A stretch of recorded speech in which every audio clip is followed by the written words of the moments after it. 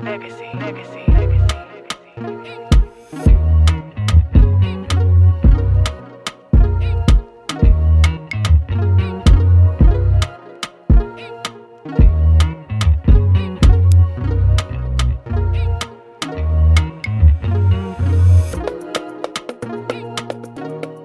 Welcome back to Sofa Talks with Roshi Rosh. Today I am joined by a beautiful, talented and gorgeous artist called Liyah. How are you doing? I'm good, thank you very much. How are you today? I'm okay, I think. You look amazing, by the way. Oh, please, stop it. I'm just looking at you. Every time I see you, you're glowing. Oh, no. I don't know. Sometimes I just can't stop smiling. Like, my cheeks start hurting, but I guess... I like that, though. You're always smiling. I've never seen you miserable. Oh. Do you ever get miserable? Yeah, at home. So, like, my mum and my brother, they feel the raft of miserable Liyah. But, okay, but the rest of us won't see no, that side no, to of you. course not. Okay, so how have you been? I mean, I know I interviewed you probably about... It was about a year ago now. A couple months now. So I think it was actually the beginning of September last year, actually. Yeah. How have you been since then? I've been good. Life's been a lot, but you know, I'm here, I'm breathing, so I guess that's one positive. Yeah. During COVID. Yeah. So when I met you, you just was releasing the album Souls of September, yes. which is quite a unique, very soulful album,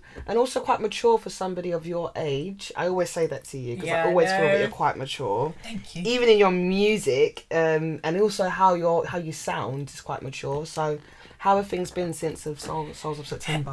Things have been a roller coaster. There's a lot that's happened between that time till now, so I guess we just get into it. Go for it. So I had the headline show, which was good. I sold out all my tickets, so that was great. Yeah. And then after, I started doing a couple performances after. That was great. And then I got into a zone where I just not fell out of love with music, but I just stopped writing, stopped recording. I think friends got in the way, so I was just having like a very dry period. Was you having more of a social period? So you kind of enjoying your life because I'm not gonna give it too much like recognition, but I had basically I broke up with the person who I was with a week before my show, so I think I was just like finding myself at the time. Yeah. So I kind of just got a bit blindsided, but we're back. Okay. So then it hit the new year. I still hadn't written anything new, and I remember everyone was like, "When's the next project coming out?" And I was like, "Oh, it's gonna be like after Christmas. I'm gonna write. I can get everything done." Christmas came, New Year's came. There was nothing. There was absolutely nothing. So I got contacted by a show that someone wanted me to go on. And I went through all the audition process, but it was to be in a group. Oh, right. And you basically audition with your group on national TV, and then if you win, you get to go on tour. And I thought that was my ticket to fame. Yep. Didn't work out. Okay. But I think what I've realised is, I'm about to say, there's a lot of ups and downs, but I've learned something from it. So even though I went through that experience, I realised that I'm not supposed to be in a group, and that's not kicking myself up. I mean, when you said that, I just wanted to say to you, Liyah, not in a bad way. I don't need to kick myself. But once, so basically, in a part of the audition process, they actually put you in a group and then you sing, and it was. I don't know if I'm definitely not a diva, but I've got like a bit of an underlying diva. I couldn't do it. I think when it comes to singing, I couldn't do it. It was just like. No, it was no. But at that time, I thought that was like going to be the way out. I was like, this is going to be it. Still no music. Still no music. So then, that didn't work out for me. So again, I was very sad. And then my mum and my brother were like, "When's the music coming out?" And then I decided to. Well, I went back to uni. Well, I didn't stop, but I went back to uni. I bought myself my interface and I bought myself a mic. I set up my studio. I got a home studio. I got a little home studio. She's got a home studio. Yeah. So I set that up and I just started writing from them. Producing myself. So a lot of the stuff that I've got under my catalogue at the moment is produced and written by me, or it's like produced with my brother as well. And then I remember after the show, people were like, "Oh, what do you expect for yourself next year?" And I was like, "I want to do as many collabs as possible," but I didn't know how to approach the situation. And I kind of just waited for people to come to me. So I met this he's a man called Jeffy. He reached out to me through Instagram, but I was a bit skeptical because he had there was no Instagram pictures, there was no display picture or anything. So when he was like, oh, do you want a studio session? And I was like, okay. He's like, no, I don't make music, but my friends do. Do you want to come along? And I was like, cool. And I was like, I'm going to bring my mum. And I made sure that he knew I was going to bring my mum. And he was like, no, it's fine. Safety like, first. It's fine. He was like, you can bring whoever you want. So I went into that session and I met a producer called Ezro. I met another R&B singer called Monrel. And that was like the first time I've ever been in a studio session with other people that I didn't know. So we made a couple of songs that night, and literally that put me out my comfort zone to write on the spot. Like, it was literally like, get your verse done in 15 minutes, drop it, and then just see what it sounded like. And then I was obviously shy at first, but I actually did bring I brought my brother instead of my mum. I think my mum came later, and then my brother stopped the session and he was like, Liyah, I'm taking you home if you don't start singing properly. And they were like, what, she's not singing properly? And then he looked at me and he was like, Liyah, I'm giving you one more chance. If you're not going to sing properly in this session, then we're going home. They were really shocked because they were like, oh, she sounds good now. So then I properly gave it my all, and they were like, okay, we understand now. So then I had a couple more sessions with them, and that was great. So and I quite like the songs that we've made, and hopefully they come out soon. We just got I love this though, because you see, with you, I find that you've got this amazing talent, but you are shy. No, I am. And a lot of people will be like, oh, you talk so much. So it's like, why aren't you so confident? And it's like, I am confident, but I'm shy at the same time. So it's kind of hard to find the balance with it. So I made some songs with them. That was great. Then we was going to do so basically we've got a summer song coming. Well, it was supposed to come out this year. Lockdown happened, but we basically saying we're not filming the song unless we can get on a beach, basically. Makes sense. Yeah. Okay. Song's called Rock the Boat, so we was like, we need a boat in the video. Okay. Right. So so then lockdown happened, so then I just sat making a lot more music. In that time, I got approached by a producer called Jay, and he was from Denmark, and he signed to like a small indie label in Denmark, and he was like, hey, I've got some I think I released a song actually. He found me from that, and he was like, I've got another song, like an instrumental, can you put down some vocals on it? I was bored, not saying I didn't want to do it, but I was at home. I had some free time. I had some free time. So I did that. Then he was like, that's amazing, we're releasing this. And I was like, okay, cool. And he sent me some more stuff, so we've got a couple more songs to come out. And then I got approached by a record label from Romania, which was big. It's all very international. Yeah, it was very like global. It was very like out of nowhere. In a sense. Again, I thought that was my ticket out. That was my way out. I was like, yes, I'm gonna be a pop star. So I did. They made me write some songs. And they made me like sing songs that they had written for me, and then that didn't work out. So again, I was like, damn. However, the blessing in disguise of that, they were very pop, like proper house, and you're not that's not. I don't mind doing it, but it's not something not I see myself doing. So I was like, blessing in disguise. But it just all taught me things that I'm capable of doing, things like that. So what would you say you are? Because if you're not pop, what would you class your music as? Well, this is the thing. I can't. Everyone's like, oh my gosh, you need to definitely have a genre that you fit in and everything.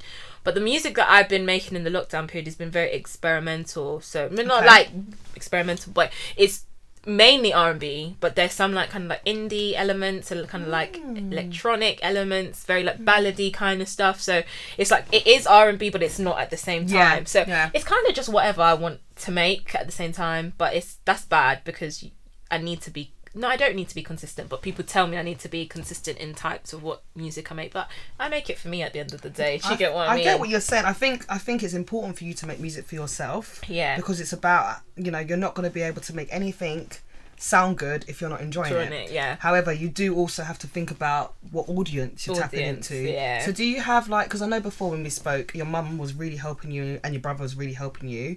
Are they still managing you in that sense? Yeah, we kind of all do our bit. I feel like now that I've got a bit older, because I'm 20. It's been a year. I answer the emails myself. I do all of those. Well done, Liyah. Yeah. My mum I literally just tell my mum when there's a show or like when I need to be somewhere or what's going on. That's kind of it. Other than that, I'm doing everything myself, which gets tiring. I get a bit like, sometimes I don't answer emails, which is really bad, but I'm working on it. So how difficult do you think it is? Obviously, because you've come from a a side where you've got your mum and your brother that's supporting you and helping you, do you think it's difficult to kind of tap into that music industry where you don't have a whole manager or anything like that, or even a record label? Luckily, because I've got supportive, like my mum, she's like, if I don't invest in my children, then I'm not investing at all. So luckily, I'm thankful for my mum. by the way. Yeah, I'm joking. No, she's lovely. Lovely, yeah. So thankfully for her, if I didn't have her, or I didn't have her to support me, I don't know where I would be in the sense of like music, because it's not cheap. You spend ridiculous amount of money on things to get it done, and you have to get it done properly. So it's something that I don't mind doing myself for a bit more longer, but in the future I would like someone to take over. I don't know if I want to be signed. That's something I'm still debating. I'd rather... That's the big question at the moment, isn't it? To be signed or not to be signed. Yeah. There's loads of pros and cons for both. To it. So what would you say are the most important pros about not being signed? Not, you can do what you want, literally. And that's my thing. I'm scared about my artistic creation, like input, being taken away. Yeah. Because again, if I'm not feeling something, you won't get the best out of me. And I know a lot of record labels will just sign an artist and kind of make them like an industry plant, and they will shape them, they will mold them. Brand wise, I don't mind however you want to brand me, because at the end of the day, a brand is a brand. But music wise, and I want to be able to write my own songs. I want to be involved in the production part of it as well. So if I don't have that, then I feel like I might as well not do it at all in that sense. That's what you're passionate about, the songwriting. Yeah. I mean, I always wonder how you get those thoughts, especially those really, like I said at the beginning of the interview, those really mature songs. I'm like, oh, Liyah, I was talking about that, writing these lyrics.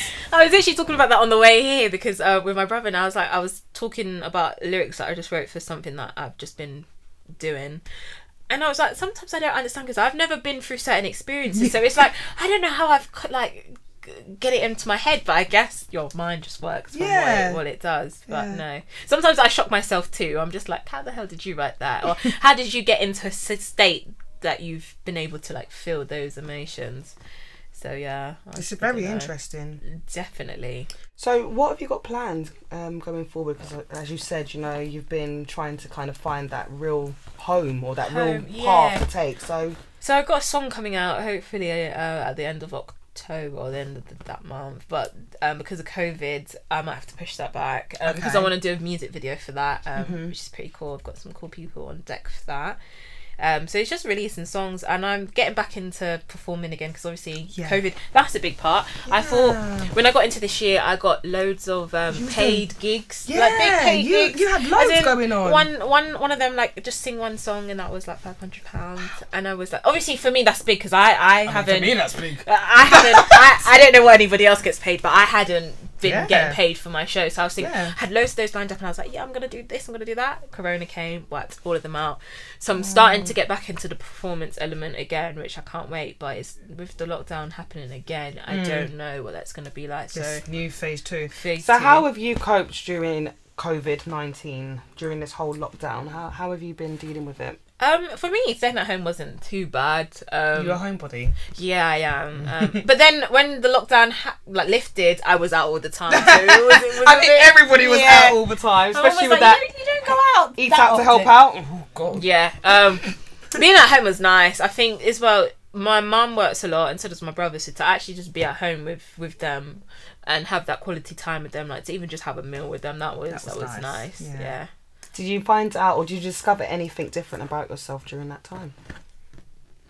No, I just played a lot around in my makeup. Like, everyone was like, where are you going? And I was just like, I'm going to the living room. That's where I'm going. I did see you with Instagram. I was literally eyelashes. To the point where I ran out of my favourite foundation. Oh, but we moved, yeah. So I just was having fun with myself, really. And again, I've got to know myself, and I hate that, not talking about my breakup, because I don't want to give it that much energy, but when you break up with someone that you've been with for a while. How long was you together for? Sorry. It was like over like a year. Okay, I know that sounds really naive and stuff like that. No, it doesn't. But you have to learn how to find yourself again, and I thought I was so now looking back at it, I wasn't as heartbroken as I thought I was in the moment. Yeah. But that was like my first ever heartbreak, so I literally had to myself again. So I guess COVID really gave me that time to find myself again, and I've just found a whole different love for myself now. See, So- you did find something in COVID, then, didn't you? You did yeah, discover so something. That was quite. Do you know what I've heard? I heard that female singers that have gone through breakups or have trouble in relationships seem to sing the best songs. So Yeah, well, the stuff that I've written in the COVID has been quite depressing. Yeah, Is it but touching on just... it's touching on stuff. But now now that I've been through the break, so thank you. Now that I've been, thank you. Yeah. Now that I've been through the breakup, I can talk about it now properly, and I not literally even if the situation doesn't even is not my situation, because my situation wasn't even that deep, but I can still, where I was writing before. Yeah. Thinking about someone else's pain, I can write through my pain Now now. you can talk But about the downside is it gets repetitive. Like sometimes I write stuff and be like, okay, Liyah, they get it. Let it go now. They get it. You're upset. You're hurt. But that's like Taylor Swift, isn't it? She's Yeah. always like singing these repetitive songs. But the thing is, she's really popular and people love her for it. But yeah, I mean, I listen to more. I like a lot more sad songs in life. Something that's like moving than happy songs. I was going to say, that's kind of the things that you listen to when you're at home. Yeah. Who's your favourite artist? Oh, I've got loads. Give me top 5 or top 3. Top 3, I would say, of all-time idols is Emily Sandé, Sade, and Janet Jackson. They're like my top Those are 3. beautiful singers. Yeah. And then Jasmine Sullivan as a 4th. Because they have really soulful. I mean, Emily Sandé, she is just such a unique and talented singer. Blows my mind. I know. It blows my mind. Yeah. Underrated as well. Underrated. I would say rated but underrated. Now she's a bit underrated. But I feel like for them, they all brought different... They've all helped me, like... not find me, but like help me in my music creating. So I feel like Emily Sandé's songwriting skills are absolutely phenomenal. She writes for quite a few other people. as well. Sometimes I like deconstruct her lyrics, and I'm just thinking, how the hell did you like? It's just genius. Yeah. And I watch like multiple times a year her Royal Albert Hall festival. Her show there, that was amazing. Sade, I just fell in love with her tone, and I feel like I got quite a deep tone when I'm ready, so I was nice. I was like, there's a lady that also sounds like me, but like, not like me, but can sing deep like me. She's amazing. And Janet Jackson, I don't think I even need to explain why she's amazing. Are you into dancing then, Liyah? Have I ever seen you dance? No, I've seen a little your sister tried to get me into dancing. That never really formed anywhere. I would love to. I love creative things, but dancing, no. Like, well, if I'm like out in like a club, dance. But Jamaican style. What about like if you was to have like quite a fast-paced song? Would you do like a little routine? I tried. We actually did a routine for when I was doing that show. Like the part of it, like you had to be able to dance as well. And I thought I was gonna be terrible, and it turned out I wasn't that too bad. I feel like it's something if I look into it and I gave it some time and some energy. Yeah. Possibly. So going back to that that show that you were trying to do when you said, it's all about quite a lot of divas. How do you feel if you were to become successful, which I don't even know why I'm saying when you become successful, how do you feel that you're going to be able to stay grounded? What's going to help you to stay grounded? I feel like there's two sides to me. There's like Liyah, and then there's Aliyah, which is my real name. Liyah now will have I feel like my mom. Let's say that my mom will be able to keep me grounded, and she's very much like maintain the nice persona. I mean, it's not a lie. I am a nice person. No, but you are genuinely. I think I will take my panic attacks and my strops privately, and then in the media it would be very much smile faces and everything. A bit like Beyonce, then maybe. Because you have to lay it out. Like you have to lay it out. Because a lot of female. I don't think there's been one female artist that hasn't had anything that thrown their way. I think as well, to be a successful female, you do have to have an element of diva in you. Diva, yeah. Just an element, because however, when you mix it in with being black, it's a different situation. It's a completely different situation, isn't it? Loud and black, diva-ish. Right, yeah. I've never had anybody say that to me yet, so I guess I'm doing I've never seen you come across in that light. So being such a young artist, how do you feel that music has an impact on your life? I listen to music literally every day. There's not a day where I don't listen to music, but there's a phase where like I get lost for what I want to listen to. I can't really find what I'm feeling to listen to. But there's What does that mean? So you're not sure what music to put yeah, on? it's like Too much choice, or too much choice. First of all, or I might like overplayed a genre that like I've been listening to recently, and it's like I don't really know what to listen to, and then I just put on anything. But yeah, I was having this conversation with like people at my uni, and they were saying like music to us, like musicians or just music lovers in general is completely different to like your everyday average person. people. Use it as just like background music Yes. in their car or just something on the radio, and it's like for us, like we literally like live, eat, breathe, sleep it. Like it means so much more than just what it means to somebody who doesn't know about music in that sense. So yeah, Music gets us through some hard times. Oh, Honestly. yeah. You know me, I'm a music lover. Yeah. Completely. I've also interviewed you during the time that you shot Clued Up, yes, a film that you starred in. yes. So have you been doing any more acting since then? No, I haven't been doing any more acting. People were trying to get me in to do modelling because I'm a skinny girl. not because you're beautiful though. Oh, they say people be like, you just got that look, and I'm just like, when I take pictures, my face is uneven, but it's fine. No, I've had people do that interest. I'm looking into it, but I don't know if I want to. I've had a couple of people wanted me to be like video vixens in their videos, and I was just like, that's not really a bit of me to be doing a bit of trap in the bando kind of stuff. I can see you with a bit of trap. No balaclava for you. No balaclava. Okay. Keeping my clothes on, please. So yeah, that's something you need to know. Like, not every opportunity is an opportunity you should take. 100%, So yes. yeah. So you looked, I think, you know, when you did the Clued Up film, it was something completely different to yourself, your personality of the character and your personality. Two different spectrums. So, but she's sometimes okay, not the rudeness, but the attitude is my alter ego. This is someone that I feel like my alter ego shy. She's like, she lives in my head, and I portray her sometimes. But yeah, she's a bit shy to come out. Yeah. Does she come out when you're with your close friends? Oh yeah.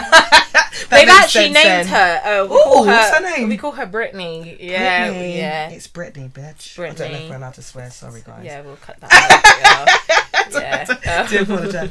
But yeah, okay, so that's like Beyonce and Sasha Fierce, and then we've got Liyah and Brittany. Yeah, we got Liyah and Brittany. Interesting. Yeah. Okay, cool. My friends are gonna watch this and be like, I would love to see Britney's side. I've not seen Britney's side. You don't want to see Brittany. Do you come out when you're maybe a little bit drunk, or do we see Britney then? Okay, so next time I see you, I'll get you a few shots. Makes sense then. Yeah, yeah.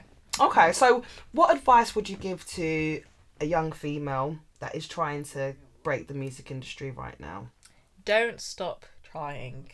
There's a phrase my brother tells me all the time. I won't swear, but basically you have to keep throwing poo at the wall until it sticks. And something came out of that, and I obviously understand what it means, but I didn't reap the benefits of it. So like certain things that has happened, I've realized it in career music, for anyone that wants to do it. Things that you do right now in this moment isn't for right now. It's for something further. So I'll give you examples. The show that I got on, they found me from doing a show at Islington, O2 Islington. So they saw that and they were like, we saw you from there. Cool. I emailed a company that do put on performances that are quite well known for putting on performances last July. They didn't get back to me till last week saying, can we book you? And so it's really funny how things like that happen. So it's like, do everything you can now, because I promise you, like, it's not gonna not pay off. Like, it will pay off. You just got to keep consistent. How important is timing? Everything. Timing is everything. And I think there's such a rush. There's a lot of people that always tell me, like, you've been doing this since like you've been 18, like you're 20 now, like you need to be here. Oh my God, can I just? It's only 2 years. I know. Let's not put too much pressure on you. So there's a lot of people that tell me like, oh, you need to do that. But I'm like, when I know that I will make it. I don't know when I'm gonna make it, but I know I will get there. Whether that's now or whether that's later, I'm not in any rush. I want to enjoy the process. And my brother influenced me too much. I can't remember what rapper it is. I think it's Fabulous. I want to say it's Fabulous. Oh, F-A-B-O. What yeah, did he say? I think he said something like it's basically there's a beauty in the struggle and ugliness in the success. So he wishes that he could go back to the days where he was on the come up, because it was so much more fun than becoming famous and then having the limitations of being famous at the same time. And a lot of people want to get that goal, but don't want to go through that process. Yeah. The process is what molds you. Yeah, it definitely is. And you learn so much, you meet so much people. I wouldn't want to fast track these years. I'd rather just actually put in the hard work and just get it done. What would you tell Liyah 2 years ago? So 18-year-old Liyah. Doesn't have to be music related. No. Honey, you better off by yourself. no. Stay away from the guys. Don't get distracted. Yeah, no. I wouldn't even say distractions in terms of male. I just talk about like friend. Like sometimes your friends can be. There's healthy distractions. There's unhealthy distractions. I think just stay not grounded, but just trust in the process, and just be true to you, and don't let anybody kind of tell you what you want to do, unless it's unreasonable and they're actually giving you good advice. Then take it, but. Just keep doing you. So you've got a song that's coming out. Yes. Possibly end of October. Yes. So that is gonna be called. Oh, it's got out of my head. It's happened, didn't it, at the wrong time? It's called "Do You," and it's a song. Yeah, it's a song I produced, and I co-wrote it with my brother. He wrote the chorus. I feel like we need to get your brother on the one day. Honestly, he gets a bit camera shy, you know. He'll just sit there and be like, so behind the scenes of everything that you're doing. Yeah. So that was fun. I literally came up with like the verse and the pre-chorus, and then he just came in and started singing some Bee Gees stuff. He was like, da da da da da da, and I was like, come on, write it down. And then so writing with him's quite fun. Yeah. That song's coming out, so it's got a special place in my heart. So Do You? What is it? What does it mean? What is it about? It's basically on about the breakup, isn't it? That was my break. That's one of the 2 breakup songs that I would. That is specifically about my breakup. And my brother went through a breakup at the same time as well. So like it was a both on the double. Yeah. So that was just basically. I think for me, that was me realizing that like sometimes you have to let go, whether you want to or you don't. Letting go forever doesn't last forever in that sense. Nothing lasts forever. No. Which is quite sad sometimes. Sad, yeah. But if you embrace that, embrace the fact that change is always going to be inevitable, then you'll be okay. Yeah. Get the tissues out. I know. Listen, thank you so much for coming on Sofa Talks today. It's been amazing talking to you. I know that you travelled all the way down from South down here. So just want to say thank you for coming on, and we wish you all the best for the future, and we'll see you again shortly. Yes, you will. Yeah. Thank you guys. Tune in for another episode soon. Take care.